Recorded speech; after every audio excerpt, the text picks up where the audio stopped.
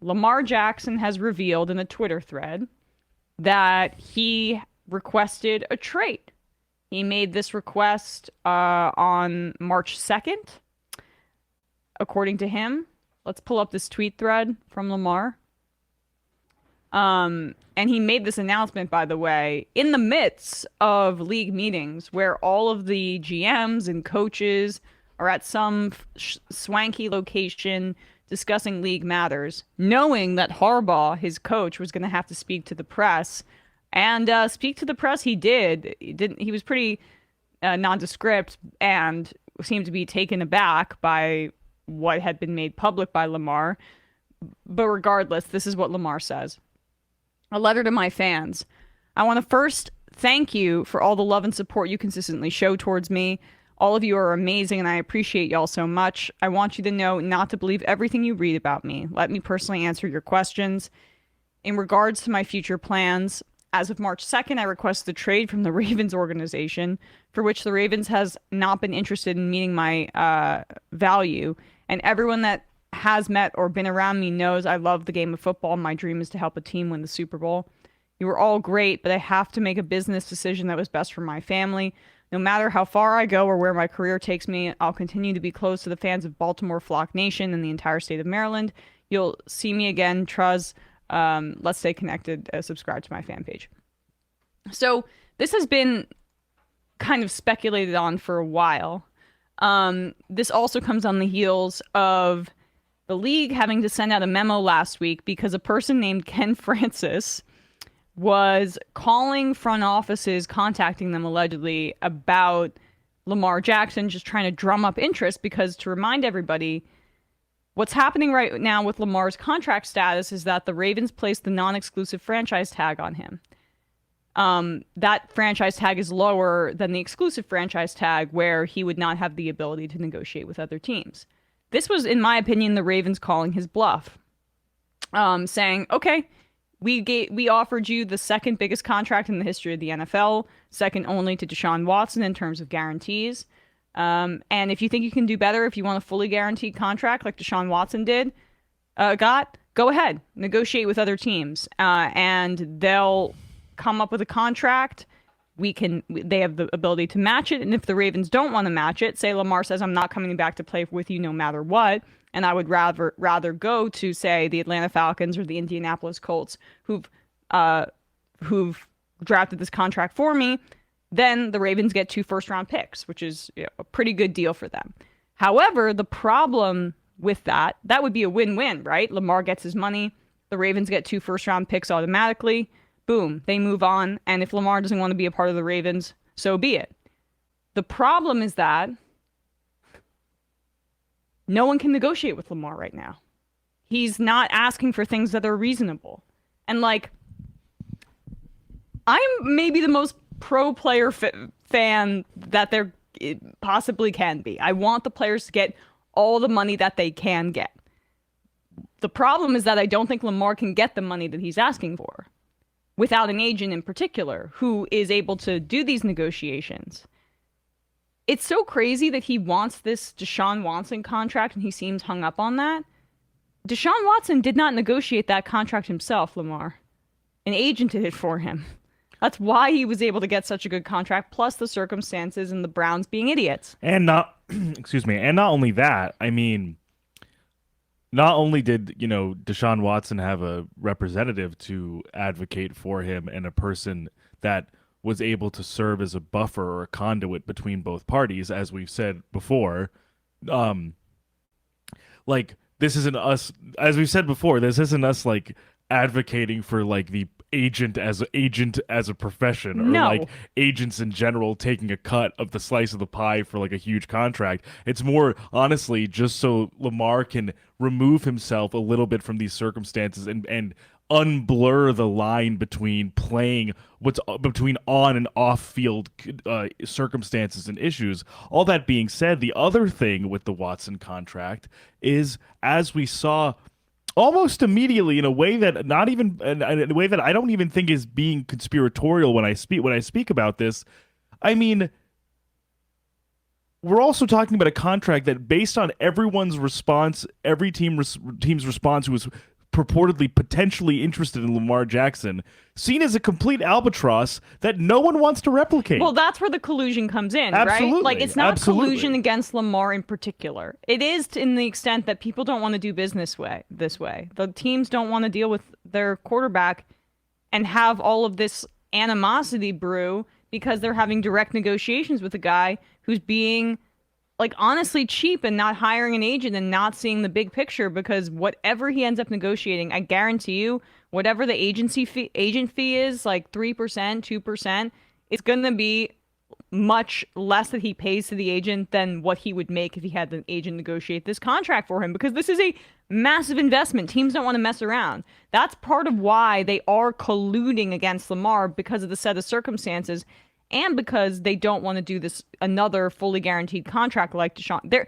They're more colluding against the notion of that contract ever happening again than they are against Lamar. And Lamar, unfortunately, is just the use case for this collusion. And like he's just the person. He's the avatar for teams and ownership groups and front offices coalescing and saying the Deshaun Watson deal was an aberration. Yes. And we will do everything that we can to make it so that it remains an aberration. And if that means icing Lamar Jackson, 26-year-old former MVP Lamar Jackson, out from more lucrative opportunities, we will do so until he relents. Well, he's making it easy on them. Is that the point? That's the point. And there's also the complicated dynamic of the fact that the union is backing him in this effort, because and sort of negotiating to an extent on his behalf, right? Yeah, because they want more guarantees. That's their duty as a players union. Absolutely. To use his case to push for more guarantees.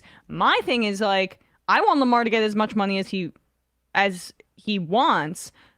I don't necessarily think, though, that quarterback guarantees going up is better for the whole players union. Like, we're going to talk about Austin Eckler in a bit, and the fact that he's completely underpaid given his value that he provides to the team, because while quarterback contracts balloon, there's deep stagnation with a lot of position groups, running back most notably, because of how much of a car crash that position is. There is a real class stratification. There is. Absolutely. And so that's why this is just so many layers to this situation. I mean, storybooks are going to be written about this Lamar Jackson contract negotiation because of all of the different angles you can get at. I didn't even get to the part where, like, the Ken Francis guy. It's absolutely wild to me. So some random dude in Florida that Lamar a mysterious knows. Fella. Hi, Jerry Jones. It's me, Ken Francis. Yes. Would you be interested in Lamar Who? Jerry. Ken Francis. He's like I'm Ken. He's like the Ned Ryerson from Groundhog Day. Yeah. It's me, Ken Francis. Ken Francis. How are you? The famous associate of Ravens quarterback Lamar Jackson. But the fact that Ken is Ken, my boy Ken. Yeah, our guy Ken. The fact that Kenny's calling up these different teams shows that Lamar needs an agent. Like, that's what insane. Totally. That's also what I thought was interesting about the news. Is like, so even if it's in this kind of nebulous, informal capacity, it's, again, talking about avatars. If that's the case and that's what's happening with these conversations with Ken Francis, he's a stand-in for an agent. He's a de facto agent. He's a representative. He's a representative advocating for a pseudo client, which begs the question: why not formalize the relationship? Because it's not just any agent either. There are quarterback agents. That's why Daniel Jones switched from CAA to Athletes First in the middle. And struck pay dirt, in terms of paid. Deal they negotiated. And on an AAV basis, he's next year getting paid more than Lamar Jackson.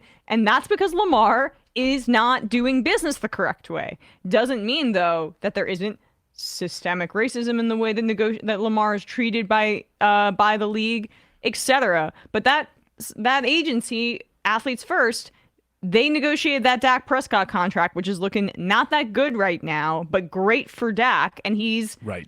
And that was known. That was like a very good player-friendly contract. So if he just signed with the same guy that did Dak's contract, Lamar, you would be generationally wealthy. And like, I feel like I'm watching a collision in slow motion, and it's about to explode. Like,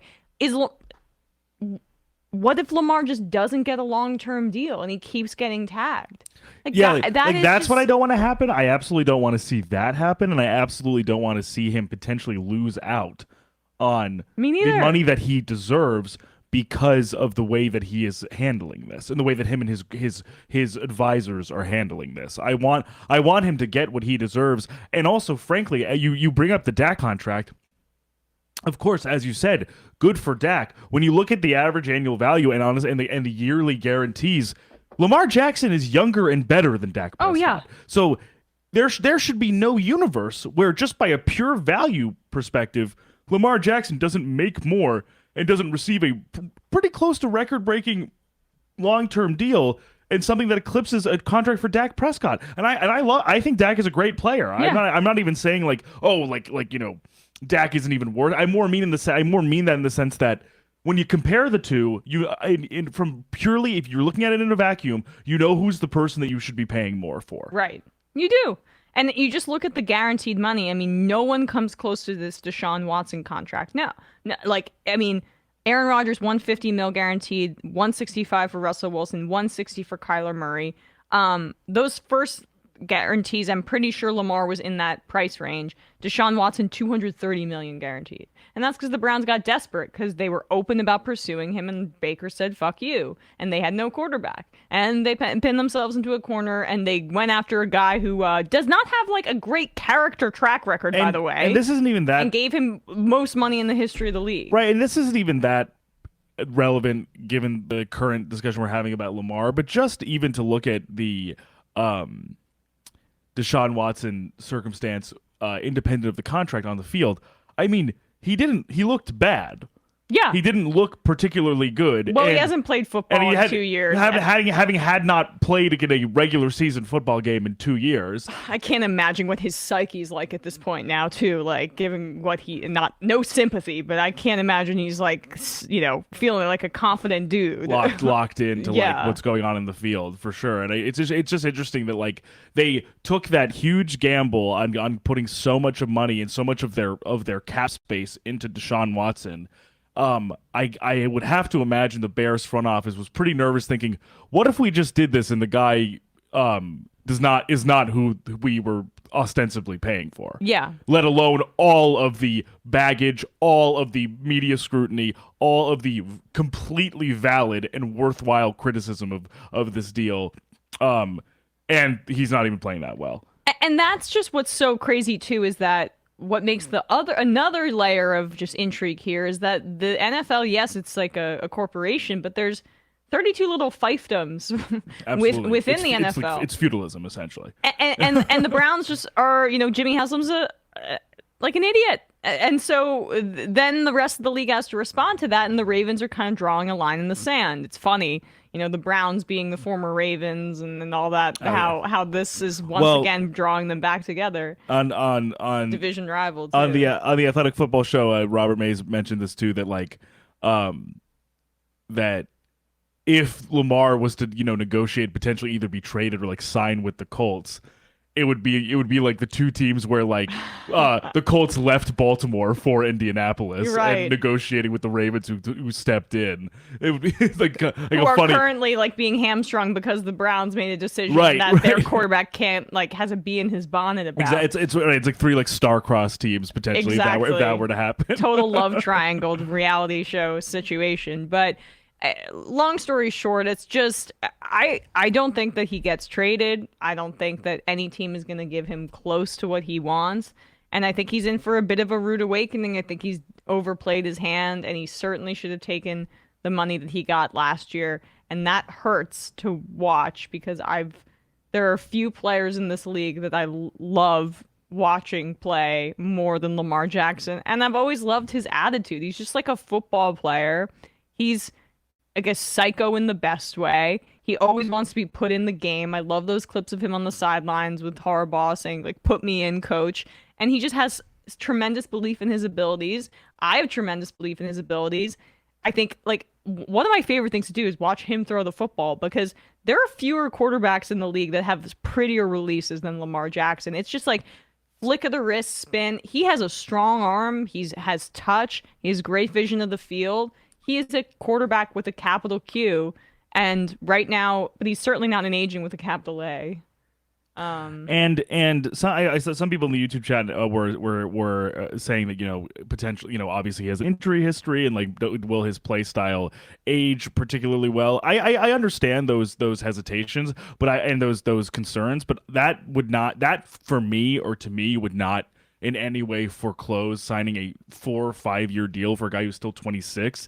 I mean, that also could be structured in a way, depending, of course, on the numbers and on the actual guaranteed money, to like where you could front load it to an extent and kind of be able to either get out of it by the fourth or fifth year, or kind of just make it so that the financial guarantees ebb on the side of the contract that he will be kind of ostensibly flourishing in. Well, you could do that, but he won't agree to it. That's the problem. They offered him a contract that might not meet the YouTube chat standards, and that it actually had a ton of guarantees for him in the one that they offered to him months ago. And he turned it down. So the problem is not that the Ravens are lowballing him. I mean, in his mind, yes, but I can't see him going to any other team. Yeah. And for what it's worth, Ian Rappaport right before we came on did report that despite the trade request, there seems to still be ongoing negotiations between Lamar and the Ravens. But obviously, But who knows? that's very uncertain, even in terms of the language being used. That the talks are ongoing. That doesn't necessarily mean that there's any news breaking there. No. And the only real news that's breaking in respect to that is the fact that he has actively requested a trade from the team that he plays for. And just like a few more other things on this. One, I mean, I'm hard pressed to find a more pro player organization in the NFL than the Ravens. That's part of what I really admire about them. Not to say that every player shouldn't get every penny that they can. I just have a hard time. And like, please, like these are still billionaires. I understand that, but I have a hard time thinking that Lamar couldn't get a very friendly contract from them. And then the other part of this is also that teams that might be inclined to pursue Lamar really, really don't want to go through the whole process of doing a negotiation with him for the Ravens to just match it and then to just have nothing, right? Bradley? Like if a team is going to negotiate under the restricted free agency tag, they could do the whole contract, go through all the pains of dealing with Lamar and Kenny Francis, and then the Ravens could just match it, and that would be it. Right. Why would a team want to do that if they don't have any? If there is a belief that the Ravens are going to do that? The one thing that could throw a wrench in things is if Lamar says, "I'm not going back to the Ravens under any circumstances." But my sense is that that's not the case right now. Yeah, it's. If he'd even signed the deal that was negotiated by Colts, Falcons, Jets. Thinking of all these machinations in terms of like even that type of scenario, signing him if he was on like a RFA or whatever the case may be, that it could be matched, for example, or the timing relative to how valuable those supposed 2 first-round picks would be, closer to the draft or after the draft. I mean, the sense of if they're 2024, 2025 picks, how salient is it to the Ravens now, given that they're trading their one generational quarterback? And they're Super Bowl ready. Right. I mean, right. They're very playoff ready. They need absolutely. They almost beat the Bengals with Tyler Huntley. And a very anemic receiving core. If it wasn't for that return by fumble. Hubbard. Yeah. I mean, for not going under on the QB sneak. Yeah, yes. Absolutely. And with a new exciting offensive coordinator coming in for someone who has the skill set and the dynamics to, I think, potentially maximize Lamar's potential. All of these factors are things to consider and kind of make it seem so unpredictable as to what could actually happen to resolve this. But all of that's being said, my question also is, who does it serve for this to not be resolved? Who does this serve for it to drag out for as long as it has and how long it's? I think I give credit to the Ravens organization and in the sense, to Lamar and to John Harbaugh for, yes, of course, this is uncomfortable and unpleasant, and there's obviously some level of impasse here. But at least they're not projecting a huge amount of like really visible outward frustration to the press and like making this super, super kind of ugly. But at the end of the day, regardless of that, perception is reality. This deal is not done. No.